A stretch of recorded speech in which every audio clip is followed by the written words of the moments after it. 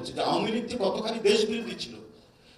দেশনেত্রী বেগম খালেদা জিয়া তখন প্রধানমন্ত্রী, তখন প্রাইভেট সেক্টরের জুট 100% এক্সপোর্ট হয়েছে, 100% এক্সপোর্ট ছিল জুট।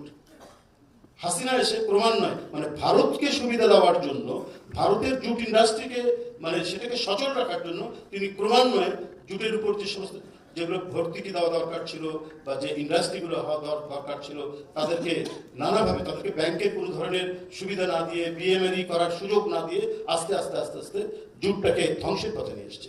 আবার কিন্তু আবার জুটের ডিমান্ড বাড়ছে। কোনো বিএনপির আমলে আপনার শেয়ার মার্কেটের ধস নামেনি, কলাপস হয়নি।